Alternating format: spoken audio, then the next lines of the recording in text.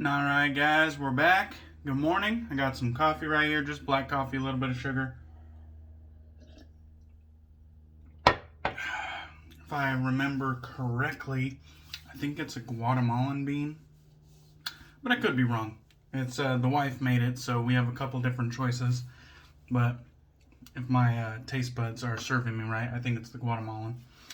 Anyhow, today I just want to show you guys how to make your very own bougie chill mill, your very own menthol grinder.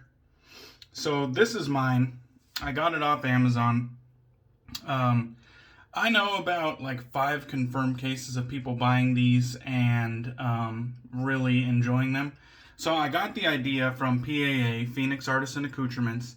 They have their very own salt shaker that they load menthol crystals into, and you grind it like a traditional salt or pepper grinder. But it has, you know, that PAA artwork that I'm not really a fan of, plus it looks like a plastic grinder. But I could be wrong, it might be glass, I don't own one. Anyhow, I didn't really like the look of theirs, but I thought it was a great idea. And so I took the liberty to buy a more classy looking salt and pepper grinder. And this one actually has a pump action that you use with your thumb, and it works really well. And you can just kind of see on the bottom it has that little grinder that is set inside, and it has that little glass chamber where you can actually see. Well, I'm getting a little bit low. You can kind of see the rod in the middle. I'm getting a little bit low on my bougie chill mill, and so I decided I would show you guys how to refill it. Now, like I said, I'll link the one that I got. I bought it off Amazon. I bought the menthol crystals off Amazon. I'll put it in the description of this video, and then I'll just be able to refer people to this video when they have interest in it, which is not very often, but every now and then somebody thinks it's a cool idea, and I'll just refer them to this video. And so these are the organic menthol crystals that I bought off Amazon at the same time that I bought the grinder. And you can see on the back it has a little bit of additional information there. But it's just 2 ounces of menthol crystals. It says food grade, natural menthol crystals. And they do have a scent. You could smell the menthol, but it's not as strong as like the typical menthol soap, the typical menthol additive. For whatever reason, it's just a little bit more faint of a smell, and I really like that because it doesn't affect my shaving soaps and whatnot, shaving creams. It actually doesn't overpower anything, at least not to date. So I really appreciate that because I just used my menthol with reckless abandon. Anyhow, let's get into it. So I keep this inside of just a sandwich bag, like a plastic Ziploc bag. And you can see there are some of the crystals in long form right there. And so let me reach in here and grab one. This is how it comes. Like this is a, like a full menthol crystal, and it's not broken down state. And so throwing that into the grinder makes the grinder work very hard, and it's honestly not the best experience. So what I do is I'll get a piece of wax paper, or you could honestly just use a Ziploc bag as well, but I get a piece of wax paper and I'll put some crystals onto the paper. And let's see if I can do this without absolutely making a mess. But I'll put some crystals onto the paper. And let's see if I can show you guys. So you can see right there, I got some crystals on the paper.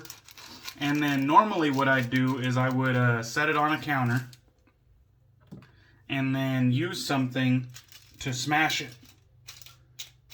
And as I smash it and make it into a much more finer kind of dust or granule, then, and I'm just going to do this while I'm talking, You smash it up, make it into a much more finer granule, and then you can transfer it into your menthol shaker or grinder, whatever,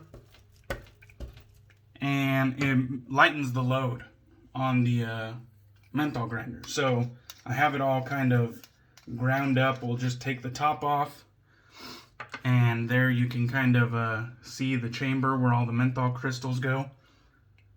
And then at that point, I'll just take the wax paper. And the only reason I use wax paper is so it doesn't really stick to the sides as much. But then I'll just transfer it in ever so gently and let it just slide down the ramp there. And I'm probably making a mess. If I wasn't making a video, this would probably be a lot more strategic. But there we go. Like, so we added a nice bit right there. And obviously the chamber's not full, but I was just doing this for the video's purposes of showing you a quick and easy way to get your own menthol grinder, and that way you have control of the level of menthol that you like. You know, you might have a menthol soap but you want more cooling, or you might have a non-menthol soap that you want to add cooling to. Either way. And so I think I did a video similar to this on the razor company, but that was more of ways to add menthol into your shave. This one here is specifically to show you how to make your own bougie chill mill. You basically just go to Amazon or anywhere, just go online, buy a salt or pepper grinder that looks attractive to you, that you wouldn't mind having on your countertop in your shave den, and then buy some organic menthol crystals. And mine are food grade. I would recommend just going that route. I think that's safe. So organic menthol crystals, food grade, 2 ounce. This is gonna last me a long time, and I use a lot of menthol. 2 ounces of menthol. That's a good hobbyist size right there. And then you could just get some wax paper or a sandwich bag and just crush them up, and then put the dust into your grinder, and that's that. I mean, it's not really a hard process to conceive. It's rather easy, but I just figured I would share that with you guys. That way you guys can add menthol to your shaves and have a nice looking menthol grinder of your own. And then you will have control of the chill level in your shaves. And so that will conclude this video. I'm about to do a shave right after this, and you can bet that I'm going to put some menthol in it. So thank you guys for watching. I appreciate the support, and I'll catch you on the next one.